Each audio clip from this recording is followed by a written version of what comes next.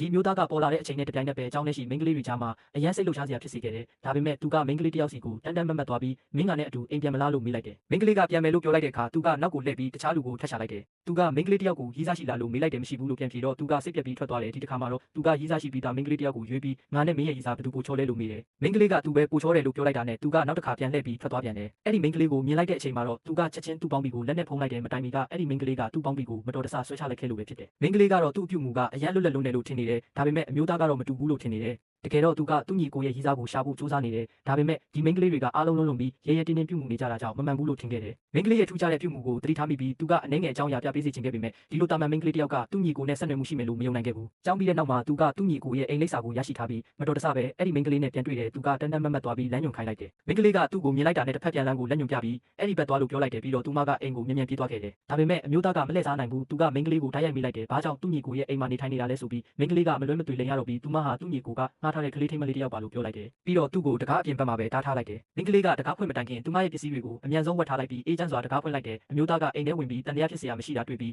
ကလေးထိမဆိုတဲ့စကားကိုလုံးဝယုံကြည်သွားတဲ့ပုံရတယ်ဒါပေမဲ့အဲ့ဒီအချိန်မှာပဲသူ့ညီကိုအိမ်ပြန်လာတယ်အမျိုးသားကသူ့ညီကိုဒီကလေးထိမလေးကလှမလာဘူးလို့ပြောဆိုပြောလိုက်တယ်ညီကိုကစိတ်ရှုပ်သွားပြီးနောက်မိန်းကလေးကိုလက်ဖြစ်ပတ်လိုက်ပြီးနမ်းလိုက်တယ်ပြီးတော့ဒီမိန်းကလေးကငါးရီးစားပါလို့ပြောလိုက်တယ်အမျိုးသားကအံ့ဩလွန်သွားတယ်သူ့အမြင်မှာဒီမိန်းကလေးကအရန်တာမန်တယ်သူ့ညီကိုအတွက်ဘလို့မှမလုံလောက်နိုင်ဘူးလို့ထင်တယ်ဒါပေမဲ့ညီကိုကတော့သူမဟာအကောင်းဆုံးလို့ယုံကြည်နေတယ်နောက်ဆုံးမှာတော့၃ယောက်လုံးအတူတူနေထိုင်လာကြတယ်သူ့ညီကိုနဲ့မိန်းကလေးကချစ်ချက်ပြတ်နေကြတာကိုမြင်ပြီးအမျိုးသားကအရန်အံ့ဩနေတယ်ဘာလို့လဲဆိုတော့သူ့ညီကိုဟာပုံမှန်အားဖြင့်အလွန်အေးဆက်တဲ့သူတစ်ယောက်ဖြစ်လို့ပါအပြင်သွားမတိုင်ခင်မိန်းကလေးကညီကိုနှစ်ယောက်လုံးအတွက်ထမင်းမှုတွေပြင်ဆင်ပေးတယ်သူ့အတွက်လည်းတပူးရှိတာကိုမြင်ပြီးအမျိုးသားရဲ့သူမအပေါ်မြင်ကွင်းကတဖြည်းဖြည်းပြောင်းလဲလာတယ်သူကသူ့ညီကိုနဲ့ပြိုင်ပြီးဘသူပုံမြင်မြန်စားနိုင်မလဲဆိုပြီးပြိုင်တောင်ပြိုင်လာတယ်မိန်းကလေးကသူ့ဝေစားတွေကိုတေချာတန်ရှင်းစွာအိပ်ပိတ်ပေးနေတဲ့အချိန်သူကအံ့ဩနေတဲ့အရာရာကိုအလွန်စနစ်တကျစီစဉ်ထားတာကိုတွေ့ပြီးသူမကိုအသစ်တစ်ဖန်မြင်လာတယ်ညနေခင်းမှာတော့မိန်းကလေးကအမျိုးသားကိုပဲပင်ပေါက်ကြောင်းတင် जा ပေးနေတဲ့ညီကိုကတော့တခုခုမမှန်တာကိုခံစားလိုက်တဲ့အမျိုးသားကဒီလိုຢာတွေကိုမစိတ်ဝင်စားခဲ့ဘူးပါဘူးဒါပေမဲ့ဒီလိုပျော်ရွှင်တဲ့အချိန်တွေကကြာရှည်မခံနိုင်ခဲ့ဘူးအဲ့ဒီညပဲညီကိုနှစ်ယောက်ကြားမှာပဋိပက္ခကြီးတစ်ခုပေါ်ပေါက်လာခဲ့တယ်